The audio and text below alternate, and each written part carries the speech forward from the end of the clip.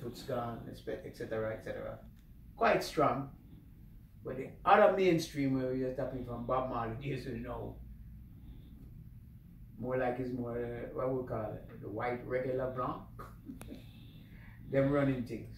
That's where, in my view, that's where it is. We all come from, what, 144 square miles? 4,000. 4,000 square miles. 4,411 there you go. square miles. And the entire world. There you go. Talk about Thailand. Oh, Lord. Everywhere. You mean in the inner circle? Where we have been? Inner circle, yes. And reggae music on the whole. Because you guys are one of the premier ambassadors of reggae music. Well, thank you, sir. I will concur with that. So, which is true. One thing that is evident is corporate America attraction to reggae music via the Bob Marley channel. That they have moved Elvis Presley off and put Bob Marley, you know, a Tough Gang Radio. Well, he's done more serious yeah? So that is a major move. Yep. You know, now to exploit it to the next level will mean some form of coordinated cooperation, because that's a national vehicle that X amount of subscribers listen to.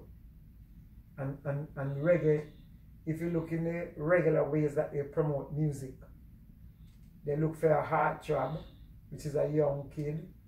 They look for a group, and they look for the Bob Dylans and the, you know what I mean?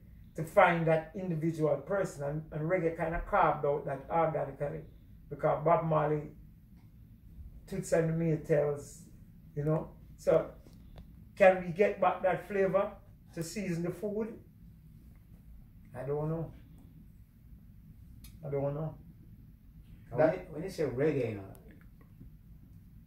we are, I don't want to say from the older generation, but the younger generation, I can't really put that hardcore and put the label reggae on it. Honestly, I'm speaking truthfully.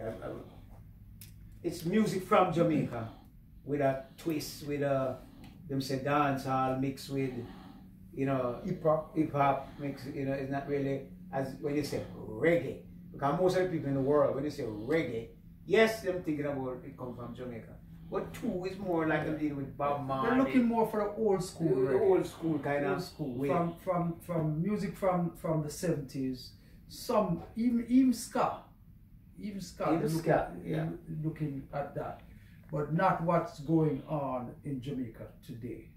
So that is what we would like to say to especially Jamaican musicians coming up, that you have to retain a little bit of your roots and culture, you know, to move it forward. You can't just disregard what was done before, because as Roger said, Reggae LeBlanc is picking that up and using that to expand themselves, you know, coining the name modern reggae to their genre of music, which can be dangerous and it can be effective to help us. Right. But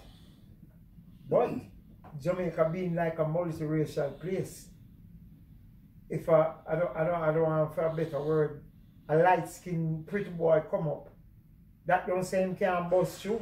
You know what I mean? The point about it is that if you're going to interject color, race, and anything, you have to understand the climate of the world we live in today. I've been living in for hundreds of years. This is definitely we're living under the umbrella of the Caucasian Empire, and everything measured to how their measurement is to whatever. But we as Jamaicans, especially a multicultural, multiracial society, has always held close with our music. Our music has crossed every racial, cultural line. You can say like Tess and Chin, where one the Vice. So, you know, there's no man say who is what, not. Everything is just music first, and if you have the talent to bring that music forward within the genre, we're good to go. We don't care who. Reggae LeBlanc. I'm gonna teach that term. The mere fact that we have so many proponents of reggae music who are Reggae. Non-Jamaicans. Or non-Jamaicans. Yes. Okay.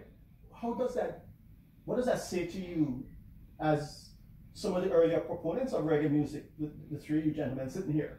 What does that say to you today, 40, 50 years later, that we now have white, Latino, Chinese, Asian reggae music? I welcome it. I think it's good for our culture to welcome that. Now, what I don't welcome is the fact that, like the blues, it seems like the Jamaican artists getting pushed to the side. That is what I don't like. Yes, and One no, can't but- say push to the side. No, It's don't say all push. is fear in love and war. Don't say All push is to the fear. side because So if a man it's true. if a True. man take a thing and it can work and it work him thing. it will work. We going to vex with Nothing him. wrong with that. And Vex with him and tell him say and- no. NC have Tia Maria, NC have pick up pepper sauce, Yeah, there you go. NC have Appleton rum. There you go. Everybody drink it. You go Everywhere. anywhere in Italy, you see Tia Maria. So it's not because it come from Jamaica, but they like how it tastes. That is the world that we live in today. Just straight up, you can't do nothing much about it. In anything, as him say, with liquor, music, in whatever. You know what I mean? Hold on. Who would get to control the world? Is the man with the good talk or is the man with the gun? Hey. One thing I like about it is that it shows that what we started was Yes. good. It shows There that you go, we sir. had something. Yes. So you don't pirate something but can't sell. That's it. You know what I mean? That's You correct. pirate something but can't sell. So it shows to me sometimes when I go on these festivals around the world and them say opening band. And I just go there to listen to the sound system, make sure everything right. And I close my eye. You can't tell this white man up there playing reggae. For real. Cause them swat the music to the T. For real. Every drum roll, every guitar pick, every sound them clone. I said, blow, when a man have to go to them level, that mean a man really respect. Respect. There you go. Respect the game. And then the talk, the bad word, everything like you have to say, yo, Virgin, where you come from? You understand? Funny thing is, he never stepped foot in that Jamaica. What I'm saying about the farmer flattery. I'm saying, I don't remember the phrase. Imitation is the greatest Yeah, one. there you go. There you go. Infectious. What we have is infectious. We have, you mentioned Mali earlier on, and I know that the three of you here are foundation members of reggae music, and you have lent somewhat of your talents to Marley's music. You in particular, I think, Yeah. than anybody else. Than You anybody want to else. talk a little bit about that? Well, you know, it was a learning experience for me, the Mali experience. I came to Mali through the Barrett brothers. You know, family man actually took me under his wings and decided at the point that they weren't going to look for another keyboard player in the band that we were in. You know, and so forth. Both him and the guitar player. But isn't that Bob Marley's banding? Is that separate? Before Bob Marley. Right. Sat with me and basically taught me keyboards. That's how I came in. Bob took family, of course, family took me. That's how I came into the Marley thing. The first Catch a Fire album was many different musicians. I'm not sure the public is aware of that. You know, even though the credits say one thing, but there were many different musicians. A lot of Jamaica's best talent at the time played on that album to make it. So that was a Catch a Fire album.